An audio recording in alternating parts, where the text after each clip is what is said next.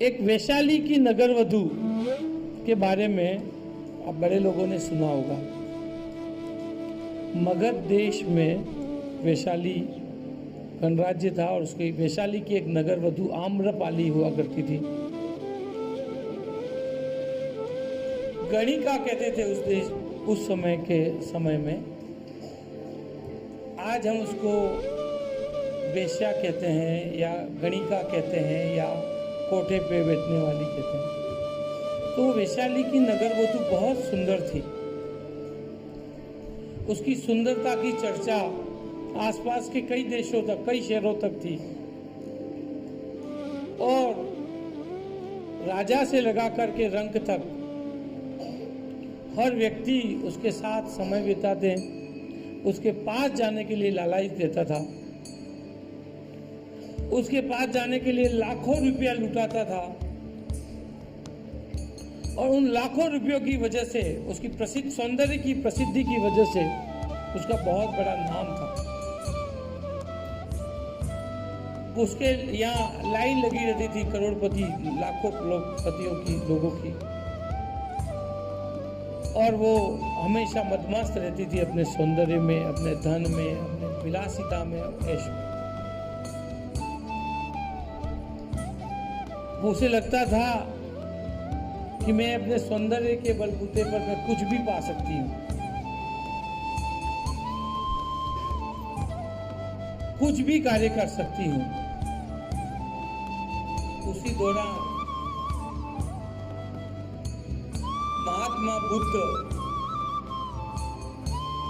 विचरण करते हुए शहर के बाहर आकर के अपना आश्रम लगाते हैं, अपने शिष्यों के साथ वहाँ रहते हैं।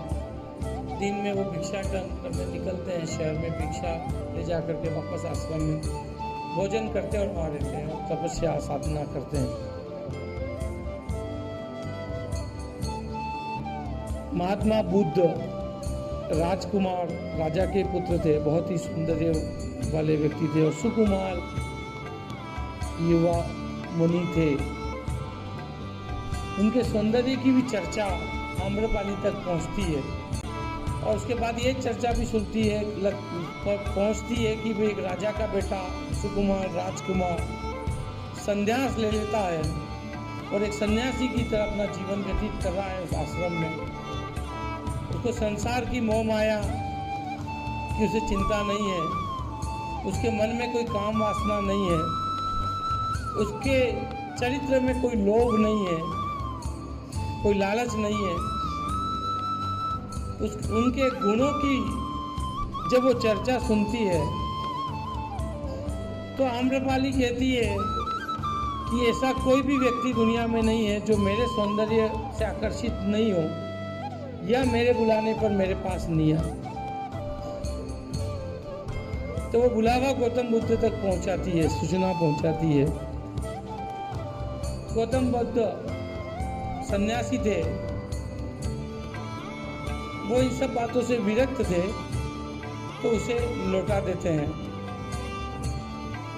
एक दिन आम्रपाली स्वयं गौतम बुद्ध के आश्रम तक पहुंच जाती है और उन्हें अपने घर तक आने का निमंत्रण देती है।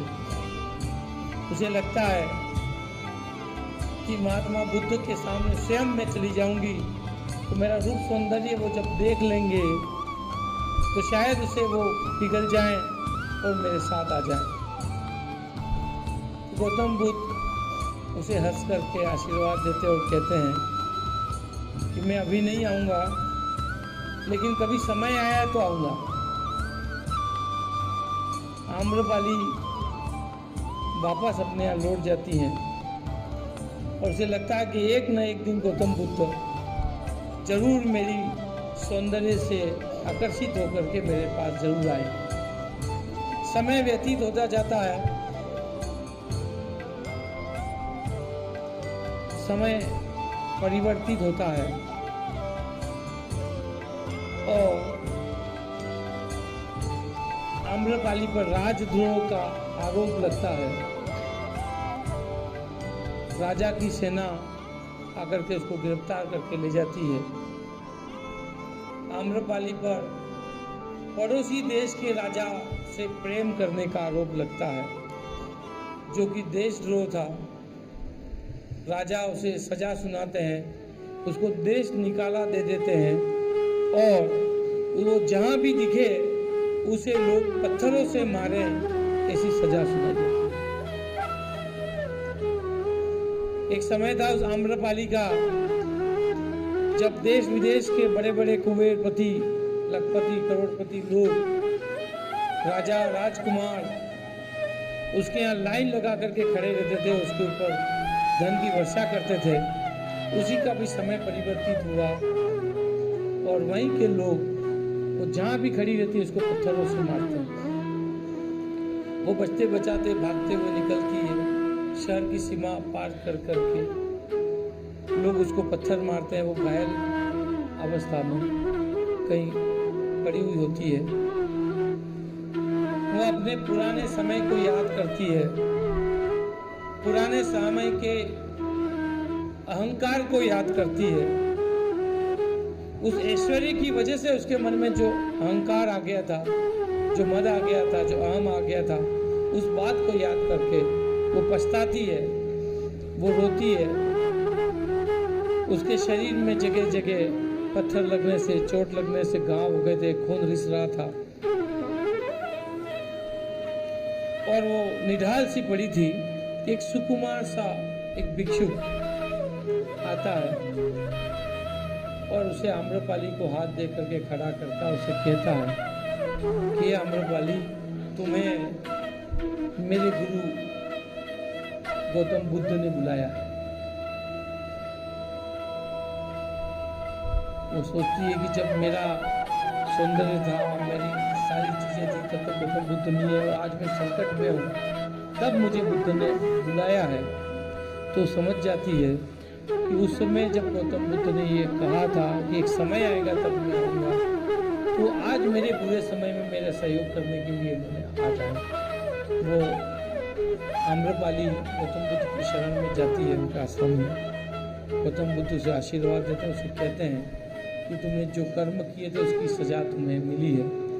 तुम्हें आगे के जो समय में अच्छे कर्म करने चाहिए, उससे तुम्हारा आगे का जीवन, आने वाला समय अच्छा व्यतीत हो। वो गौतम बुद्ध से शरणागत मांगती है और वो संन्यास लेना चाहती है। तो गौतम बुद्ध उसे अपने शरण में लेते हैं और उसे संन्यास दे करके एक भिक्षुणी बना करके अपने आश्रम में रखते हैं। तो आप देखिए कि उस वैशाली की नगरवधु आम्रपाली का जब अच्छा समय था, तब उसके साथ क्या हो रहा था। उस अच्छे समय का उसने सदुपयोग नहीं करके, उस अहंकार में आकर के, उस सौंदर्य के मद में आकर के उसने जो भी गलत कार्य किए, उसका, उस कर्मों का फल उसे क्या मिला? क्या मिला? राजा से सजा मिली, देश निकाला मिला और लोगों ने भी इसको ठुकराया। जो लोग उसके पीछे पीछे घूमते थे, उन लोगों ने भी इसको पत्थर मारे, घायल किया। और उसने जब गौतम बुद्ध की शरण ली, जब संन्यास धारण किया,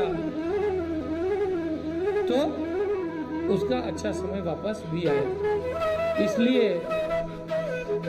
गुरुजन कहते हैं कि हमें अपने अच्छे समय का भी अहंकार नहीं होना चाहिए और बुरे समय का भी क्षोभ नहीं होना चाहिए। ये समय है, समय व्यतीत हो जाएगा, समय निकल जाएगा।